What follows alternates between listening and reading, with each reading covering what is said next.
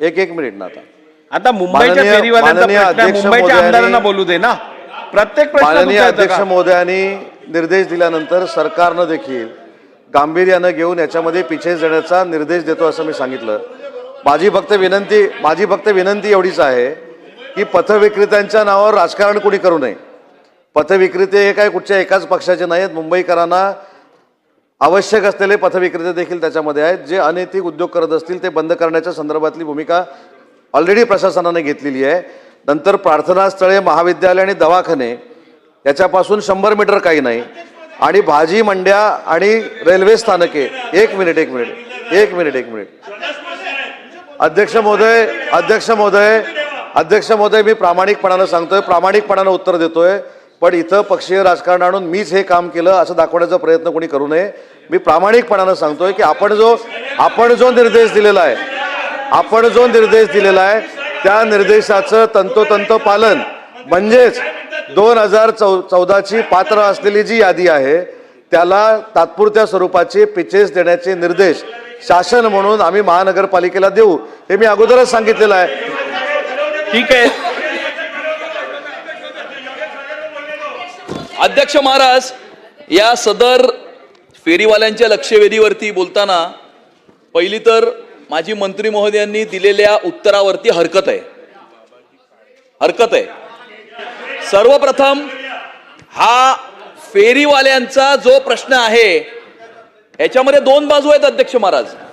या उत्तरामध्ये ज्या वेळेला 1980च्या दशकामध्ये गिरण्या बंद पडल्या त्यावेळेला त्या गिरण्यांमध्ये काम करणाऱ्या मराठी माणसानं त्यावेळेला अशा प्रकारचे ठेले लावले होते आपला उदरनिर्वाह करण्याकरता. परंतु मुंबई महानगरपालिकेला 1,28,443 अर्ज वितरित होऊन त्यापैकी 99,435 अर्ज महानगरपालिकेकडे सादर झालेले आहेत अध्यक्ष महाराज. किती? 99,435. आज मुंबई शहरांच्या रस्त्यावरती फेरीवाले किती आहेत अध्यक्ष महाराज? 5 लाखाच्या आसपास मुंबई शहराच्या रस्त्यांवरती फेरीवाले आहेत अध्यक्ष महाराज. आणि त्यामुळे गिरण्या बंद पडल्यामुळे फेरीचा धंदा करणारा मराठी माणूस किंवा या ठिकाणी मूळ मुंबईकर आणि मालदा, मुर्शिदाबाद, दिनाजपूर या पश्चिम बंगालच्या 3 जिल्ह्यांमध्ये इल्लीगली बांगलादेशातून आलेले काही लोक त्या ठिकाणी असलेल्या सरकारकडून त्यांच्या बद्दल सिंपॅथेटिक सहानुभूतीपूर्वक विचार केल्यामुळे त्या ठिकाणी त्यांचे आधार कार्ड तयार करणं, त्या आधार कार्डच्या आधारावरती मुंबई शहरामध्ये येऊन या ठिकाणी मुंबईमध्ये आधार कार्ड तयार करणं, मुंबई शहरातल्या विशिष्ट अशा प्रकारच्या काही परिसरांमध्ये अशा प्रकारे त्या लोकांना त्या ठिकाणी इन्फिल्ट्रेट करायला लावून तिकडच्या स्थानिक लोकप्रतिनिधींच्या मार्फत त्यांच्या डॉक्युमेंट्सवरती सह्या करून त्या ठिकाणी त्यांना Aadhaar card, voter card, PAN card तयार करून देणं आणि एक विशिष्ट प्रकारचा पॅटर्न या मुंबई शहरामध्ये राबवला जातोय अध्यक्ष महाराज. आणि त्यामुळे जे मंत्री महोदयांनी उत्तर दिलं की आम्ही टेम्पररी पिचेस या ठिकाणी देऊ, त्याच्यावरती माझी हरकत आहे अध्यक्ष महाराज, मला माफ करा. परंतु या ठिकाणी असलेल्या 1 लाख फेरीवाल्यांना जे पात्र आहेत त्यांना पिचेस दिले पाहिजे. सन्मान्य अनित सातमजी, 1 मिनिट. तुम्ही उत्तर संपूर्ण ऐकलेलं दिसत नाहीये. माझे निर्देश एवढेच होते की 2014 मध्ये टिस्टच्या मार्फत जी यादी पात्र आहेत अशी बनवण्यात आलेली केवळ आणि ऐकून घ्या, केवळ आणि केवळ त्या 2014च्या पात्रतेच्या यादीलाच आपण ऐकून तर घ्या.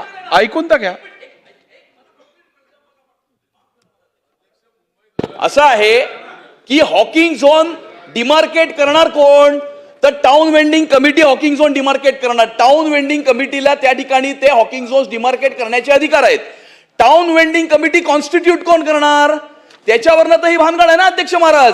टाउन वेंडिंग कमिटीमध्ये तिकडचे स्थानिक रेसिडेंट असोसिएशन, ALM आणि फेरीवाला संघटनांचे प्रतिनिधी हे त्याच्यामध्ये असले पाहिजेत. मग फेरीवाला संघटनेचे कुठले प्रतिनिधी असले पाहिजे? तर त्याच्यासाठी इलेक्शन झाली.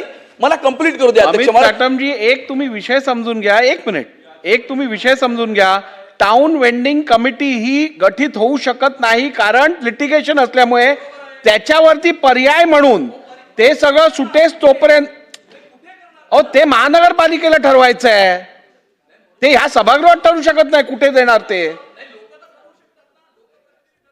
ठरवतील. आणि त्यामुळे नाही, माझं म्हणणं एवढंच आहे, मला कंप्लीट करू द्या अध्यक्षजी. अध्यक्ष शेवटचा कंक्लूड करतो.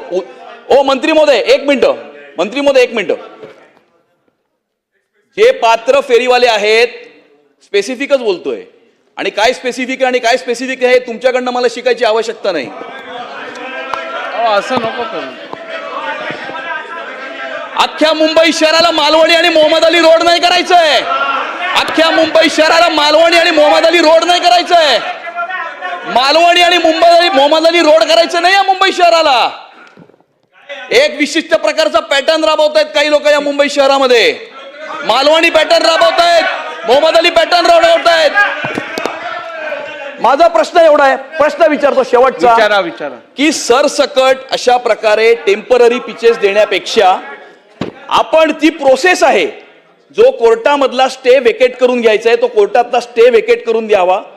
कोर्टाच्या निर्णयाच्या आधारावरती टाउन वेंडिंग कमिटीजचं फॉर्मेशन करावं. टाउन वेंडिंग कमिटीजला हॉकिंग झोन्स कुठे असतील हे निश्चित करायला सांगावं, आणि ते हॉकिंग झोन्स रेसिडेन्शियल लोकॅलिटीज मध्ये नसले पाहिजेत, रेसिडेन्शियल झोन्स मध्ये नसले पाहिजेत, रेल्वे स्टेशन परिसरात नसले पाहिजेत, शाळा महाविद्यालयांच्या परिसरात नसले पाहिजेत. या सगळ्या एरियाज वगळून ते ठिकाणी ते हॉकिंग झोन्स आरक्षित करावे. पात्र फेरीवाल्यांना त्या हॉकिंग झोन्स मध्ये पिचेस देण्यात यावे, आणि all other areas other than Hawking zone should be made non Hawking zones. हे असं आपण करणार का, हा माझा प्रश्न आहे अध्यक्ष महाराज.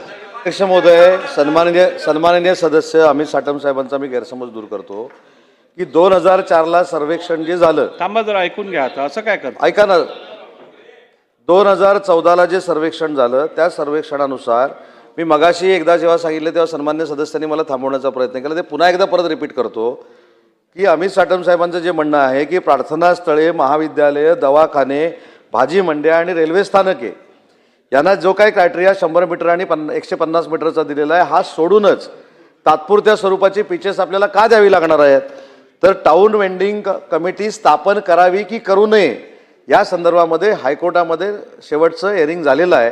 ती आता निकालावर केस आहे. ते टाउन वेंडिंग कमिटी स्थापन झाल्यानंतर आपण जे काही करायचं ते नियमानुसार आपण करणारच आहोत. परंतु आता जे पथविक्रेते आहेत, मराठी लोक आहेत, त्यांच्यावर कुठेही अन्याय होऊ नये यासाठी जर याला कालावधी लागणार असेल तर महानगरपालिकेनं तात्पुरते पिचेस तयार करावीत आणि तिथं त्यांचं पुनर्स्थापित त्यांना करावं. हीच भूमिका शासनाची आहे, याच्या पलीकडे दुसरी कुठची नाही. आणि यात एक गोष्टीची आपण दखल घेणं अत्यंत आवश्यक आहे. मला खात्री आहे की 2014ची टाटा इन्स्टिट्यूट ऑफ सोशल सायन्सेसने जो सर्वे केलेला आणि त्याच्या अनुषंगाने पात्रतेची जी यादी केली गेली त्याच्यात एकही बांगलादेशी किंवा परराष्ट्रीय नसायला पाहिजे ह्याची पूर्ण खबरदारी शासनाने घ्यायला पाहिजे. आणि ती यादी परत व्हेरीफाय करून त्यात एकही बांगलादेशी आढळणार नाही याची खबरदारी शासनाने घ्यायला पाहिजे. अध्यक्ष महोदय, यासाठीच 5 जुलै 2024ला राज्याचे उपमुख्यमंत्री एकनाथ शिंदे साहेबांनी एक बैठक घेतली होती आणि BMCला पुनर्सर्वेक्षण करण्याचे देखील आदेश दिले होते, ज्यांना 5 वर्ष पूर्ण झाले त्यांना. पण मी या सभागृहाला आश्वस्त करू इच्छितो की पुनर्सर्वेक्षण जरी झालं आणि 2000 सर्वेक्षणचं अहवाल जरी आपल्याला घ्यायचा असेल तर एकही बांगलादेशी त्याच्यामध्ये असणार नाही. हीच शासनाची आणि महानगरपालिकेची भूमिका असणार. बस.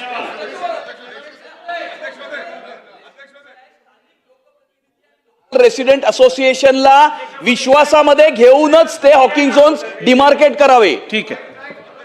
चला, लक्षवेधी क्रमांक 2.